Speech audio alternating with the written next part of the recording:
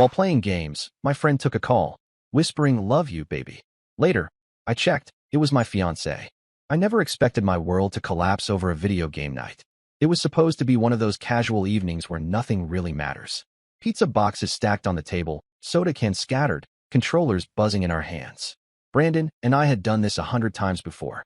We'd grown up side by side, always knowing where to find each other, whether it was on the basketball court after school or at his basement couch, where we lost countless hours to whatever game we were obsessed with at the time. He wasn't just a friend. He was the closest thing I had to a brother. That night, though, I noticed something strange. In the middle of our match, Brandon's headset mic went quiet.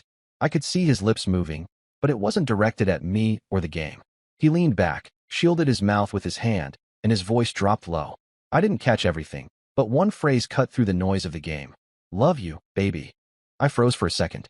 My brain stuttered, almost refusing to process it. Brandon didn't have a girlfriend. I knew that for a fact. He wasn't dating anyone, hadn't been on any recent dates as far as I knew, and we told each other everything. That's the kind of friendship we had. Or at least, that's what I thought. The words echoed in my head, even as I tried to keep playing. My character got knocked out on screen, and Brandon laughed like nothing happened. When he noticed me staring, he brushed it off, saying he was just talking to his cousin about something private. He gave such a quick, casual explanation that I almost felt guilty for doubting him. Almost. But the unease didn't leave. It crawled under my skin and settled there. Something about the way he avoided my eyes told me he wasn't being honest. Still, I tried to shake it off. Maybe I was overthinking. Maybe I was being paranoid. Hours passed, and eventually the night started to wind down. My phone battery had died earlier, and I needed to call my mom to check in about an errand I was supposed to run for her the next morning.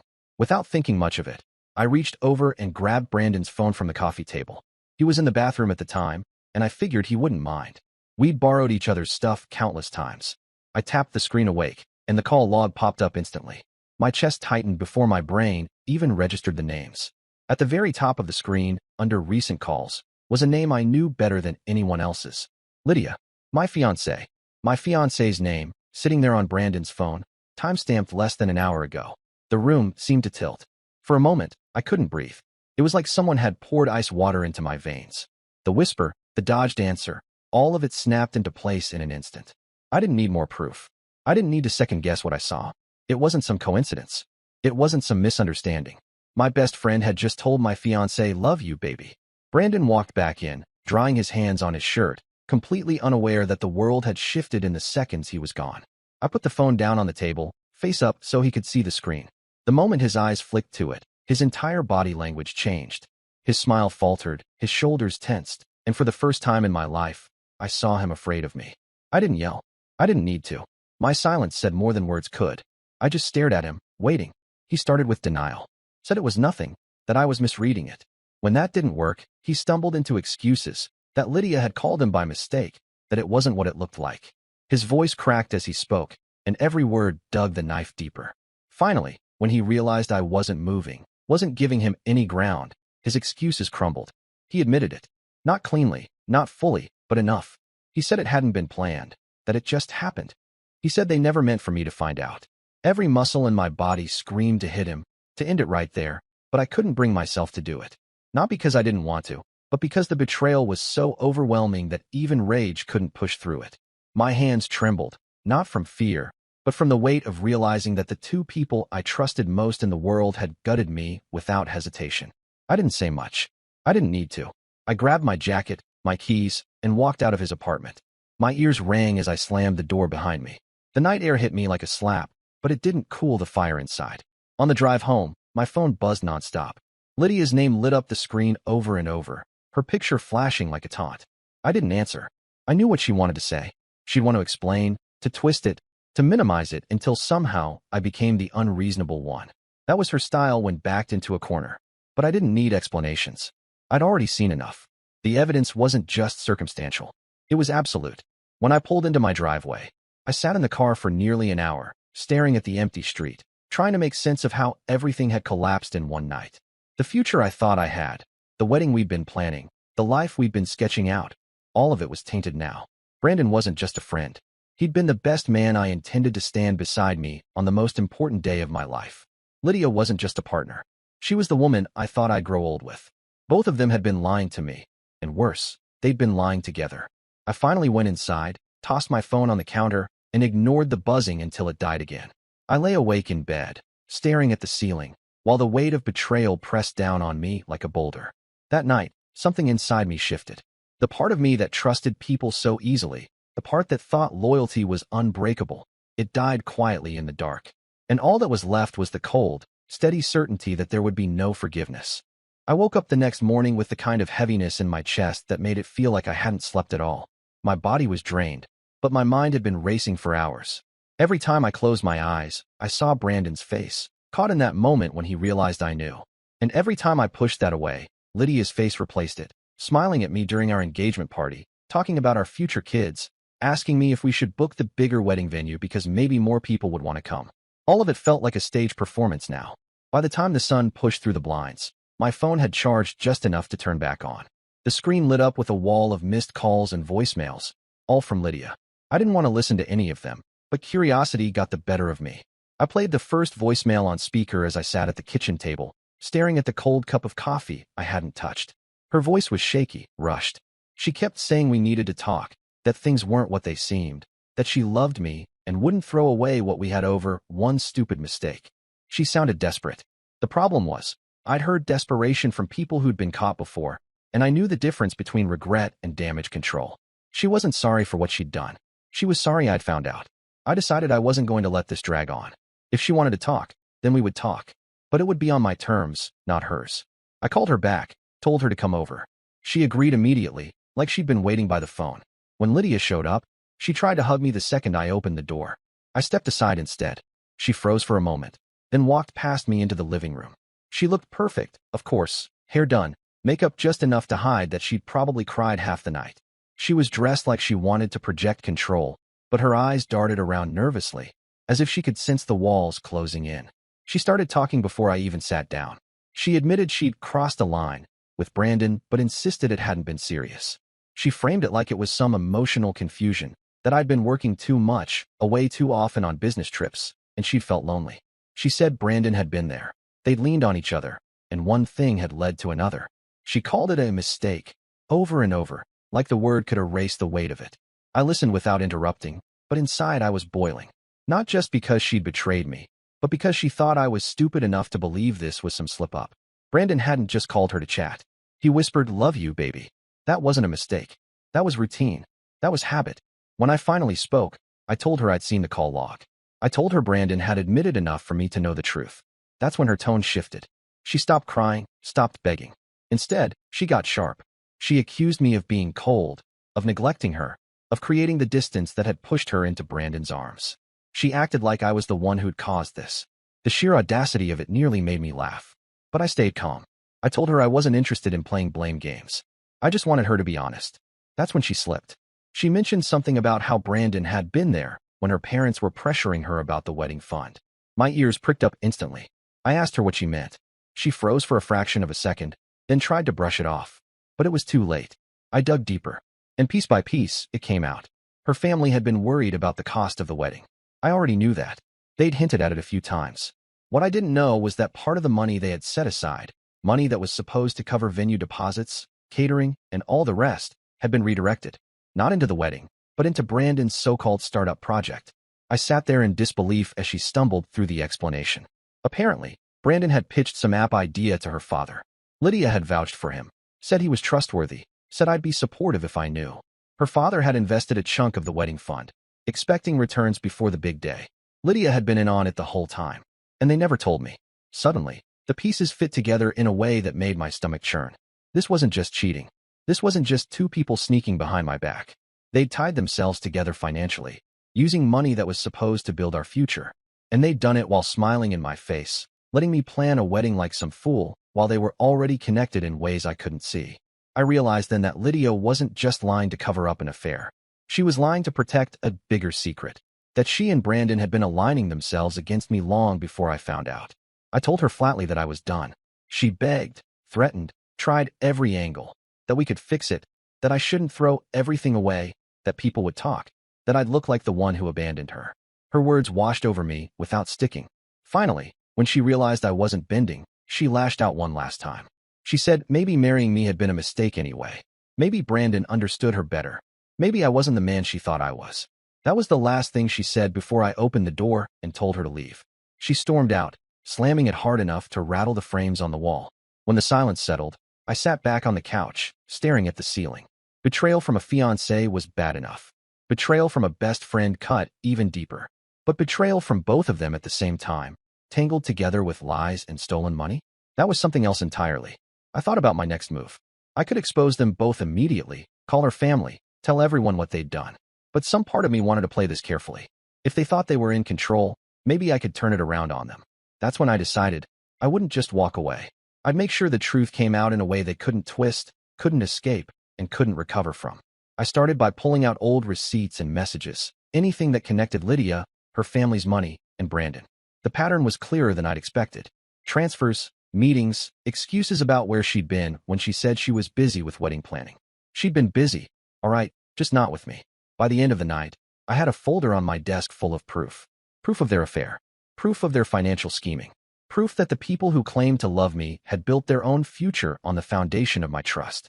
And the more I looked at it, the colder I felt. Not just anger, but resolve. Because if Lydia and Brandon thought they could play me, they hadn't seen anything yet. By the time another week passed, I had stopped shaking every time Lydia's name popped up on my phone. I hadn't answered a single one of her calls since the day she stormed out, but she kept trying. Brandon, too. The calls started off frequent, then slowed down once they realized I wasn't going to play their game. That silence worked in my favor. They thought maybe I was brooding, maybe licking my wounds. They didn't realize I was planning. The evidence folder on my desk grew thicker each day. Bank statements showed Lydia's family's transfer into Brandon's startup account. Screenshots of call logs tied them together during times they'd both lied to me. I even managed to get a message from a mutual acquaintance who admitted overhearing them in a bar, laughing about how Caleb would never catch on. Every new piece didn't make me feel better. It just hardened me further. I could have gone straight to Lydia's parents or blown it all up online. But neither option felt right. This wasn't about venting. It wasn't about just telling the truth. I wanted them both to feel the kind of exposure I had felt when I saw her name on Brandon's phone. No chance to spin, no room to wriggle. So I came up with the idea of the dinner. I sent out a group message to a handful of our closest friends, people who had been expecting to stand beside me at the wedding. I told them I wanted to get everyone together, that things had gotten complicated, and it was time to clear the air. I knew word would get to Lydia and Brandon whether I invited them directly or not, but I made sure to include them both. If either tried to decline, it would look suspicious. To my surprise, they both agreed quickly. That told me they were nervous. Nervous people walk into traps faster than calm ones. The night of the dinner, I booked a long table at a restaurant downtown. Neutral ground. Enough privacy that people could talk, but public enough that there would be no screaming match without an audience. I arrived early, deliberately taking the seat at the center of the table where I could see everyone. The first to arrive were two of my oldest friends from high school. They asked what this was really about, but I just told them to wait. Then came Lydia, dressed sharp, smiling like nothing had ever happened. She sat across from me without a word. Brandon slid in beside her not long after. The rest of the seats filled quickly. The room hummed with small talk until the food arrived. That was when I started. I didn't give a speech. I just asked Lydia how the wedding planning was going. She blinked at me like she wasn't sure if I was serious. She muttered something about vendors and flower arrangements. Then I asked Brandon how his business was doing. His eyes darted toward her before he answered. He said it was still in the early stages, but promising. The table quieted. Everyone sensed the undercurrent. I leaned back and let the silence stretch. Then I pulled the folder out of my bag and dropped it onto the table. Every head turned. I opened it slowly, flipping through until I landed on the bank statements. I slid them across the table toward one of our friends, who frowned as he read. Then I handed another page to someone else. Piece by piece, the evidence began circulating. I told them Lydia's family hadn't just been funding wedding costs. They'd redirected money to Brandon, funneling it into his startup, while both of them let me believe everything was normal. I told them about the phone call I overheard, the call log, the lies about late nights. My voice was calm, steady, deliberate. Lydia tried to interject, saying I was twisting things. Brandon backed her up, claiming it wasn't like that. But it was too late. I had dates, times, amounts, names. I laid them out one after another like cards in a winning hand. The more I spoke, the more their facade cracked. Lydia's voice grew sharp, almost panicked. Brandon's face flushed red, his hands gripping the edge of the table like he wanted to bolt. They weren't used to losing control of the story. One of our mutual friends finally cut in, asking directly if they had been sleeping together. The question hit like a hammer. Lydia stammered. Brandon shifted uncomfortably. and in their silence, the truth was obvious. Then came the first twist I hadn't expected. Another friend, Sean, spoke up. He said he'd kept quiet because he didn't want to get involved, but since everything was on the table, he couldn't hold it anymore. He had been at a party 3 months back where Lydia and Brandon showed up together. They hadn't been subtle. They left together that night, laughing, holding hands. He'd brushed it off as nothing serious, but now he admitted he had known. The entire table erupted. Voices overlapped. Some cursed at Brandon, others shook their heads at Lydia. Neither of them had anywhere to hide. Lydia finally snapped. She stood up, pointing at me, saying I was humiliating her on purpose, that I could have kept this private. She accused me of destroying everything just to make her look bad. Brandon stood too, muttering about how I was ruining his reputation. I didn't flinch. I told them they had already destroyed everything themselves. All I did was show the truth. They stormed out, leaving the table in stunned silence. I sat there, finishing my drink, while everyone else processed what they had just witnessed. Some patted me on the back, others apologized for not seeing it sooner.